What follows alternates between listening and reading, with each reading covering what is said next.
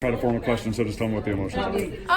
I mean, relief. Yeah, definitely glad to take a couple, just, watching the results of the 5-figure, take a good squad from the BTC to Worlds, and I'm happy to be on that team.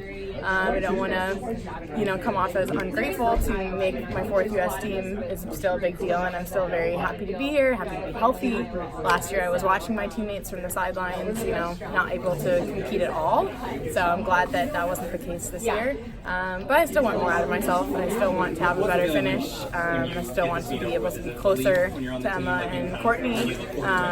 But it's a long summer. I still have 8 weeks, and I feel like I have a lot of work that left to do, a lot of room for improvement left. But I'm excited to see what I can do at Worlds if I could stay healthy between now and then. How different is it kicking in the steeple versus kicking in the mile? It's really different. We were joking about it at the end because we started out wearing like 84s and then we were running like 64 at the end. It's like totally different hurdling, running those different paces. You get a lot closer to the hurdles when you're running 80 plus seconds per lap.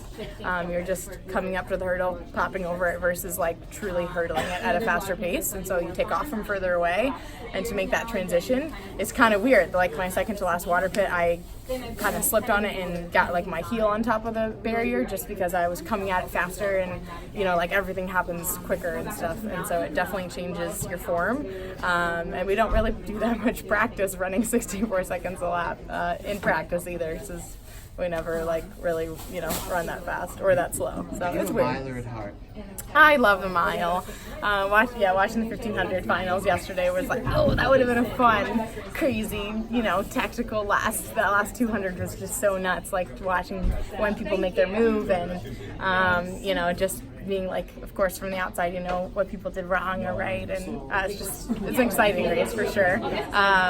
And I think it's nice that I can kind of have that in my back pocket. If I, were to come up to this feeling kind of like 2 weeks ago, I was kind of dealing with a little injury, and it's like, if I felt like I had to, switch plans and declare, in the 15, I could do that. And that's kind of nice to be like, and I could feel pretty good about like, it's not so secure as making the steeple team. Feels like pretty secure, not quite as like I got this in the bag in the 15, but I feel like it could be a good second option for me, so that's nice. Is there anything, I know you talked about not wanting to get third again. Yeah. Is there anything you could have done differently, or is it just the fitter right now? Yeah, just like not quite that fit right now. We took off, Courtney kind of took the lead with 3 to go, and I knew that if it was slow that she was going to do that, so I was like, okay, here we go, and I felt really good right behind her, and then Emma went around her and pushed it even more, and I was like, stay in contact, but then just 200 to go, like I just had too much room and wasn't quite there, so bummed that that was the case. But yeah, like I said, 2 weeks ago, I was like wondering if I was going to get on the start line, and I missed a key workout with Courtney that week, and so happy to have made it this far and have some more time now to work on that finish. What was the injury?